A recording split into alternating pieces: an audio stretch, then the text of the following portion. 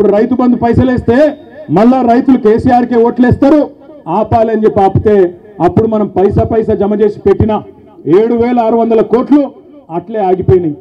Election అయిన తర్వాత parliament election ముందు సహజంగా కేసీఆర్ గారు ఉన్నప్పుడేమో నాట్లేసేటప్పుడు రైతు బంధు పడుతుండే, కానీ రేవంత్ రెడ్డి వచ్చిన తర్వాత ఒకసారి మాత్రమే రైతు బంధు పడుతుంది. ఎప్పుడు అది? నాట్లప్పుడు కాదు, ఓట్లప్పుడు పడుతుంది. పార్లమెంట్ ఎలక్షన్ ముందు ఒకసారి వేసినట్టు చేసిండు, అది కూడా మనం దాచిపెట్టిన పైసలే ఆ రోజు 7,600 కోట్లు అది వేసిండు. ఇప్పుడు మళ్ళీ ఎలక్షన్లు వస్తున్నాయి, జెడ్పీటీసీ ఎలక్షన్లు, ఎంపీటీసీ ఎలక్షన్లు, సర్పంచ్ ఎలక్షన్లు వస్తున్నాయి. మళ్ళా ఓట్లు దొబ్బుకోవాలి కదా, అందుకే కొత్త డ్రామా జనవరి 26కు మొదలవుతుందట, మార్చి 31 దాకా సాగుతుందట.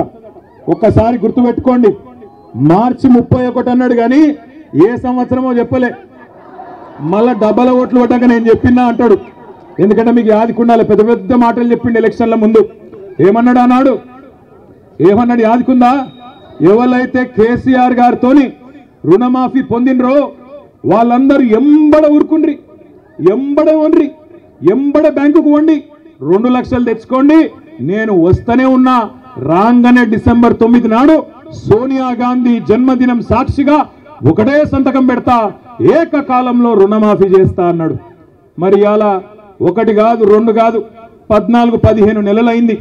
జరిగిందా రుణమాఫీ? జరిగిందా జరగలేదా? గట్టిగా చెప్పండి కొద్దిగా, జరిగిందా జరగలేదా? ఏ ఊళ్ళో కూడా చారాన కూడా రుణమాఫీ కాలే.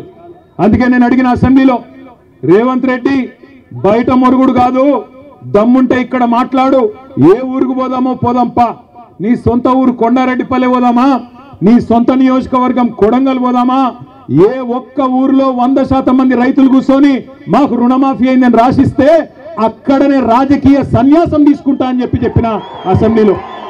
కానీ నోరు తెరవడు, మాట మాట్లాడాడు, అటు చూస్తాడు ఇటు చూస్తాడు తప్ప నోరు తెరవడు. రుణమాఫీ అన్నాడు, అది చేయలే.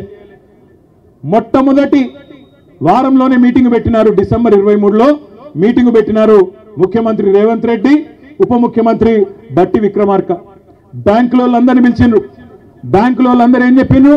సార్ 49,500 కోట్లు కావాలి రుణమాఫీ చేయాలంటే, చేసేద్దామన్నాడు, డైలాగ్ కొట్టిండు. సరిగ్గా వారం రోజుల తర్వాత జనవరిలో రేవంత్ రెడ్డి గారే స్వయంగా చెప్పినాడు. ఏమన్నాడు? ఏముందయ్యా, 1 సంవత్సరం కడుపు కట్టుకుంటే 40,000 కోట్లు ఇచ్చేయచ్చు, ఏముంది అన్నాడు. 49,000 నుంచి 9,000 కోట్లు వారం రోజులనే ఎగిరిపోయినాయి. ఆ తర్వాత సరిగ్గా నెల తర్వాత మళ్ళొక మీటింగ్, 40,000 కోట్లు కాదు 31,000 కోట్లు అని మళ్ళొక 9,000 కోట్లు మళ్ళా మింగేసిండు. ఆడికెళ్ళి వెంటనే క్యాబినెట్ మీటింగ్ జూన్లో, క్యాబినెట్లో 31,000 కాదు 26,000 కోట్లే అని చెప్పి బడ్జెట్లో కూడా 26,000 కోట్లు అని పెట్టినారు. కానీ ఈ రోజు వరకు మొత్తం ఇచ్చిన ఎన్ని పైసలు అంటే 11-12,000 కోట్లు కూడా దాటలేదు, ఇది వాస్తవం. అందుకే నేను అంటున్నా, 49,500 కోట్లలో చారాన కూడా ఇవాళకి కూడా 25% కూడా రుణమాఫీ కాలే.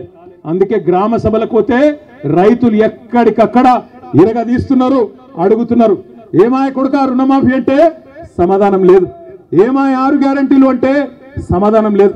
ఆ రోజు మాట్లాడిండు పెద్ద పెద్ద మాటలు ప్రతిపక్షంలో. కేసీఆర్ 2 పంటలకే ఇస్తున్నాడు రైతు బంధు, నేను 3 పంటలకు ఇస్తా అన్నాడు. 3 పంటలకు ఇస్తా అన్నాడు మగోడు. మరి ఇవాళ ఏమైంది? 3 కాదు 1 పంటకి ఇచ్చనికే కింద మీద అవుతా ఉన్నాడు. కేసీఆర్ బిచ్చమేసినట్టు 10,000 ఇస్తున్నాడు, నేను 15,000 ఇస్తా అన్నాడు.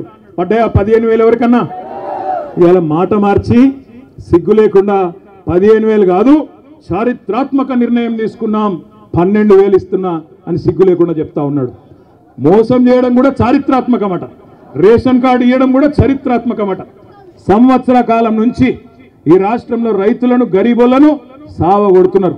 ఏంద్రా అంటే రేషన్ కార్డు కావాలంటే దరఖాస్తు, రైతు భరోసా అంటే దరఖాస్తు, కులగణన అంటే దరఖాస్తు.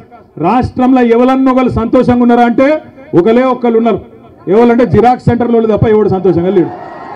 ప్రజలకు పెట్టిన దరఖాస్తే పెట్టి పెట్టి పెట్టి పెట్టి ఆస్టకు వచ్చింది. ఏంద్రా నాయన వీడు సప్పుడంట కేసీఆర్ ఉన్నప్పుడు టంగు మన పైసలు పడుతుండే, ఈ ప్రభుత్వం వచ్చినాక దరఖాస్తులు పెట్టుడు దండాలు పెట్టుడు తప్ప ఏమీ లేదు అనే కాడికి వచ్చింది. ఒక రైతు బంధు మాత్రమే కాదు, ఎన్ని మోసాలు జరుగుతున్నాయో రుణమాఫీ కానీ రైతు బంధు కానీ బోనస్ అన్నాడు 500 రూపాయలు